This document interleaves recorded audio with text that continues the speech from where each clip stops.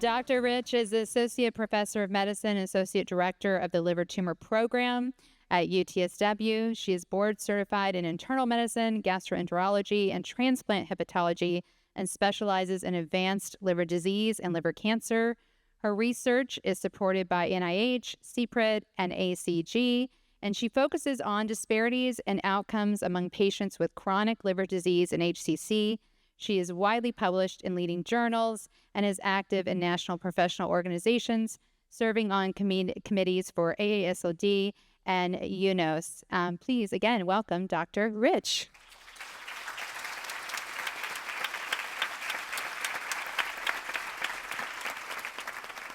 Thank you, Andrea, and thank you for inviting me to this really important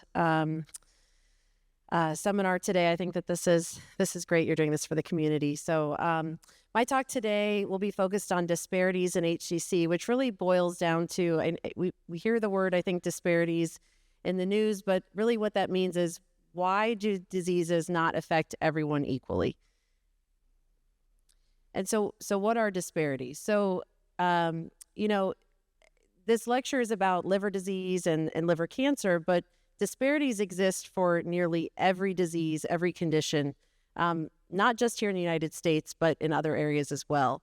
And so what are disparities per se? Well, these are differences in who gets sick, in when cancer or any disease might be found. Is it found early? Is it found late? And then ultimately, once we do find the disease or find the cancer, differences in who gets treated and how. And so we know that there are gaps in all of these areas.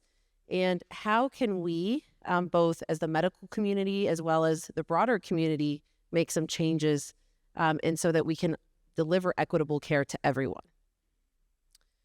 So why does this matter? So as Dr. Singhal mentioned, liver cancer is rising in the United States. And we know, as you saw in one of his slides, that when we diagnose liver cancer at late stages, patients do not live as long. And so if we can find it early, we have a better chance at curing everyone. And unfortunately, both the literature as well as just our personal experience as physicians have shown us that some groups don't get the chance to have an early diagnosis. And this is not right. And this is something that we can all strive to not just recognize, but we need to try to do something to fix it. So Dr. Singhal mentioned a little bit about who is at risk. And just to highlight yet again is that there are many types of liver diseases that can result in cirrhosis. Cirrhosis is really the end result of having years of chronic liver disease, whether that's from hepatitis B or C, as he mentioned, from alcohol-related liver disease, from fatty liver, which results from diabetes and obesity. And we know that some groups are at higher risk, whether this is based on not just race and ethnicity, but also on socioeconomic status, on income, on where you might live, as well as based on gender. And so we know this because not all of the risk factors for these things are distributed equally in our population either. Not everyone has the same access to healthy food. Not everyone has the same access to vaccinations or hepatitis C treatment. Not everyone has insurance. And so I want to just underscore and highlight that disparities are not the result of one individual's failings or even honestly one, doctor and one patient relationship. This is really a system level. And this is something that we all, need to work toward to try to fix. So just to highlight yet again, and Dr. Singhal will be going over this in more detail in the next lecture, but screening saves lives. And the way that we screen for liver cancer is in patients with cirrhosis who we know are at higher risk. We recommend that they have some sort of screening test every 6 months. And currently the best screening that we have is something, is an ultrasound of the liver. And it's just like the ultrasound that you have when you're pregnant. Same idea, only instead of looking for the baby, we're looking at the liver, the football there on the right side. So it's painless. It's like I said, just like an ultrasound, they put the jelly on there, and it's relatively easy to do. However, it does have a cost. It does require travel to get there. It does require you having a doctor that's going to schedule it for you. And so you can imagine that there's gaps where someone might have a hard time, taking off work to get their ultrasound, getting someone to drive them. Some people are homebound. And so this is where we see a lot of disparities in who gets screened, which can lead to them being diagnosed later when we have less treatment options. There is a test called AFP, or alpha-fetoprotein. This is a blood test, which is not sufficient on its own. And Dr. Singhal will get into this in more detail. But a blood test is great because it's a lot easier to get a blood test than get an ultrasound. It's a lot cheaper. You can go to Quest or LabCorp or, your doctor's office and get a blood test. But we know that blood test right now is just simply inadequate. It can help, but it misses a lot of cases. So adding ultrasound to that blood test is better. But what we really need, and what Dr. Singhal will get to in his next talk, is we need better blood tests so that we can just have a blood test on its own and not need an ultrasound, so that we can have patients be diagnosed earlier, easier, cheaper, and not have people have to go get a radiology exam, every 6 months. When we think about, compare it to colorectal cancer screening, we might ask someone to get a colonoscopy or a Cologuard every 10 years. We're asking someone to do this every 6 months. And so that can be a huge barrier for folks who are working, who have childcare, who have trouble leaving their homes, who have transportation issues. And I think that ultimately this is where a lot of the disparities in the United States in liver cancer deaths, liver cancer diagnosis, and late diagnoses really boil down to this, is people having a difficult time getting their screening done. It's not because they don't want to, not because they may not even know about it, but it's hard to get this testing done every 6 months. But at the end of the day, it is the best way to find this cancer early on. So I alluded to this earlier, but this is really where the gaps are. Missed or delayed screening is just the number one area where we as a community, we as a medical community, I think can help our patients and intervene in this area and try to reduce the barriers to patients getting screened. But say once you're diagnosed with liver cancer, there's still barriers, right? So you may have to travel quite a far distance to see us, to see liver cancer specialists. Particularly, I'm from Ohio. I'm from a very rural area, an hour from the closest doctor's office. And you can imagine that not everyone, can make it to see Dr. Singhal in the clinic or one of our other, world-renowned liver doctors. It's great that they're here in Dallas, but simply not everyone has accessibility to those. There's states like Louisiana, Arkansas that have very few hepatologists, actually. So long travel to specialists is a huge barrier. There's also the barrier, of course, of insurance and cost, especially in the times we're living in now. I think that is becoming even more of a barrier, unfortunately. Folks are worried about losing their jobs, having that steady insurance, and it may not be the number one priority for everyone when they're taking care of their family, taking care of their kids, to get their liver cancer screening done. But I think it's important, again, to remember, we have to try to take care of ourselves there. And finally, I think there's a gap with mistrust and poor communication. So I think the medical community, we don't have necessarily the best track record, all of us, for communication, for reaching out to the community, for meeting people where they are. There's reasons for many folks to not trust the medical community. We don't have a great history in the United States. There's been a lot of wrongs that have been committed, in research in particular. And so I think that while we have many of us that are trying to kind of work towards restoring that trust, it doesn't happen overnight. I think that this is, one of the ways we can help is by reaching out to people like this, but it's going to take, coordinated effort, and not just one-on-one visits, but from the medical community as a whole to really kind of help repair that trust. And then communication, I think, we have ways to make that better now. I think, we have these patient portals. I don't know how many of you have ever used an electronic patient portal to send a message to your doctor. MyChart. Yeah, how many of you use MyChart? Okay, how many of you got an answer in MyChart? Okay, that's pretty good. So, I think that is a tool that is helpful, but not everyone, again, has a steady internet access. Not everybody has a smartphone. So there are still gaps, and we have to keep in mind that when we kind of advanced, technology, some people will still be left behind. The AstraZeneca folks are here.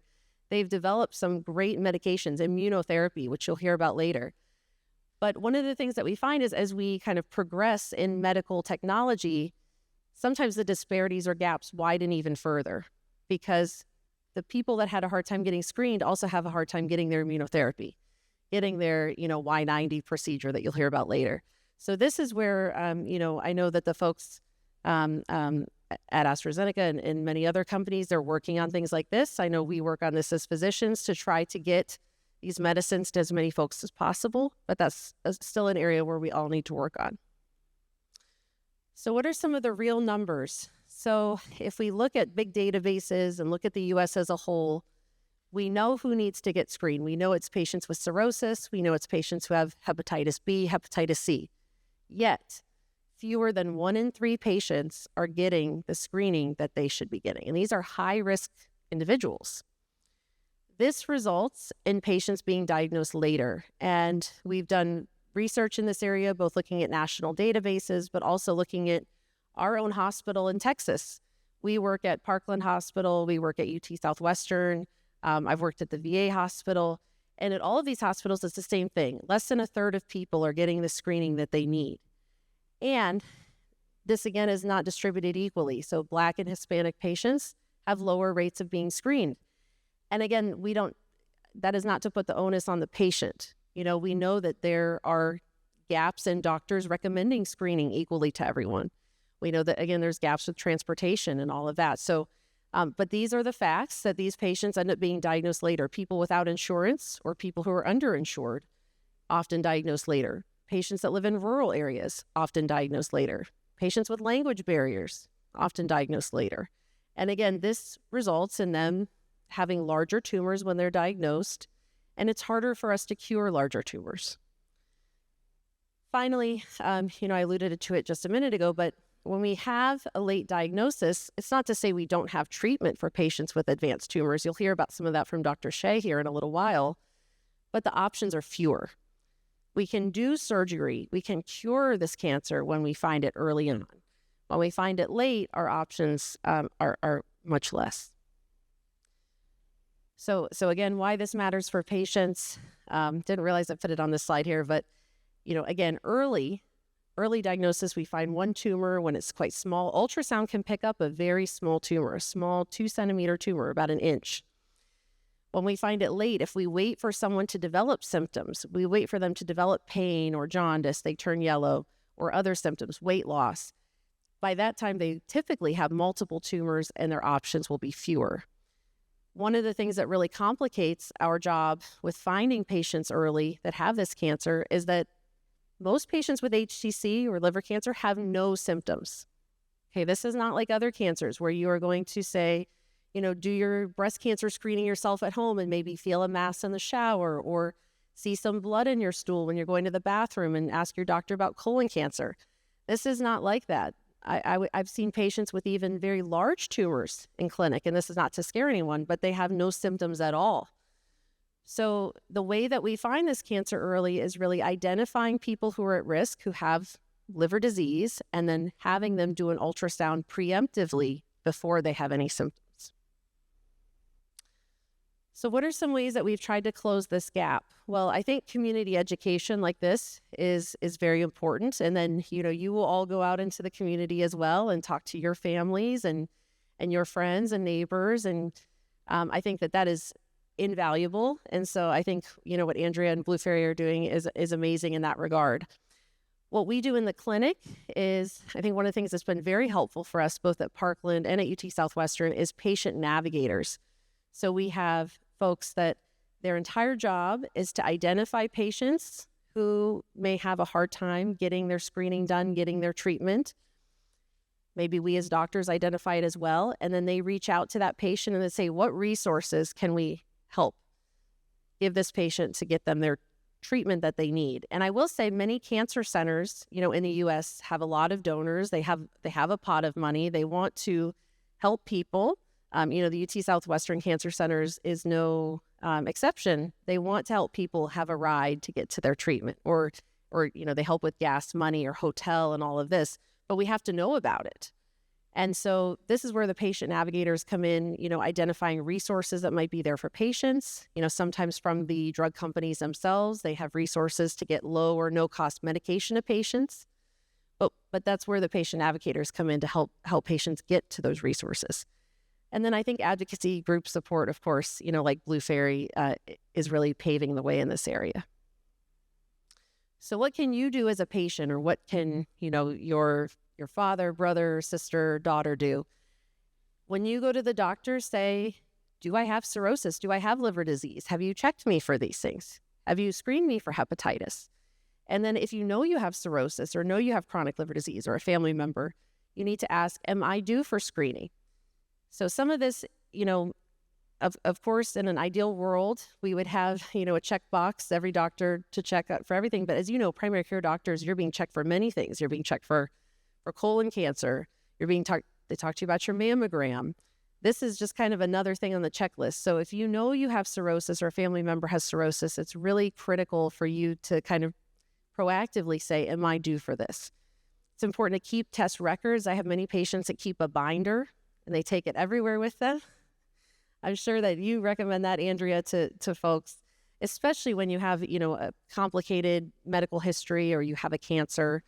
We always encourage you get multiple opinions. Keep all of that in a binder, and then you can take that with you to your appointment. Bring a family member or friend. It can be really overwhelming when you get news that can be stressful or for the first time. You may not remember everything. You may walk out of the office saying, I forget everything that just happened. It helps if you have someone with you.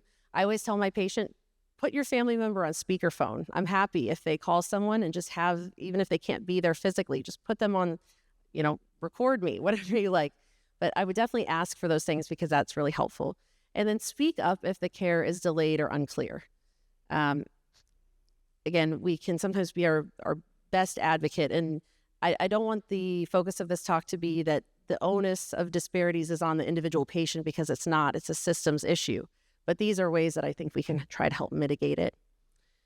So my take-home messages would be that disparities or differences in care are real, but can be changed. We do have a way that we can try to fix these things. It may take some time, but there are many of us committed to this. Patients and family do have power. You have more power than you know, and speaking up is really the most critical thing. And then finally, advocacy is leading to better care. So thank you very much, and happy to take any questions after the next session. Thank you.